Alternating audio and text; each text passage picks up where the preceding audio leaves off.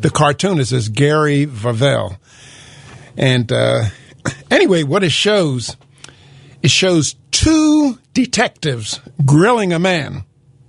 And the man that they're grilling is Bernard Maddox, the guy who stole $50 billion. Anyway, here's what the detective says. All right, Maddox, where'd you get the idea of paying early investors with money from late investors? And he says, from the Social Security system. Well, he's right. Bernie Maddox is right.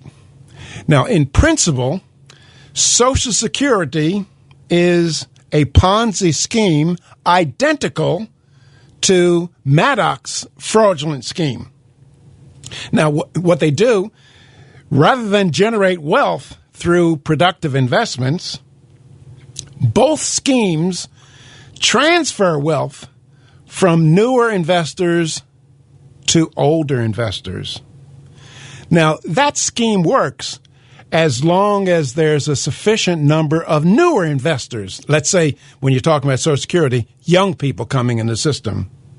And it can go on. That is, Maddox duped the people by fraud, and we're being coerced by the Social Security system. Both schemes are identical Ponzi schemes, and they'll work, but not for long. Now, there's a very interesting article written by a fellow who works for he formerly worked for the National Center for Policy Analysis in Dallas, Texas, and the fellow's name is Mike Warren. And he says that this spring, the Social Security trustees released their annual report on the state of Social Security and Medicare programs.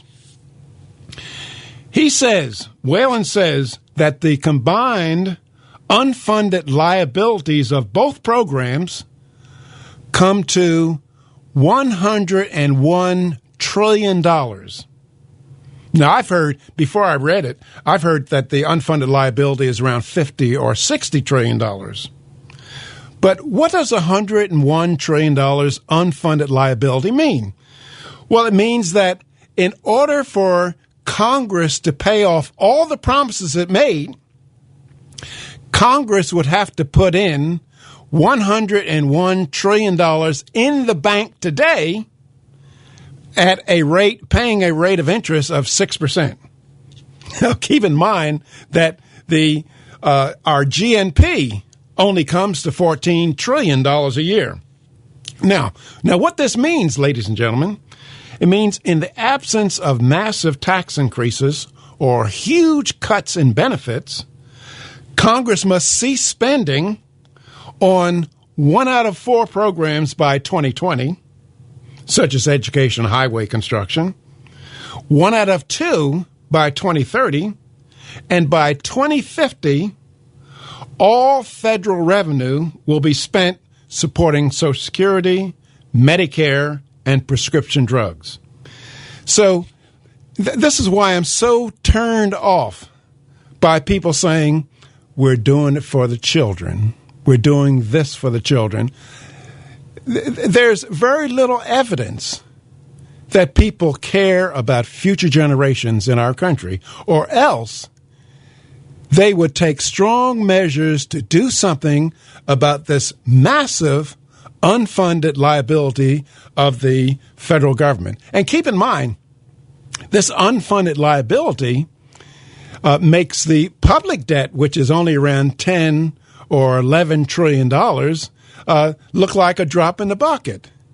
But see, the public debt is something that we have to service right now. The unfunded liability, well, let those kids around 2030 or 2040 and let that generation take care of it.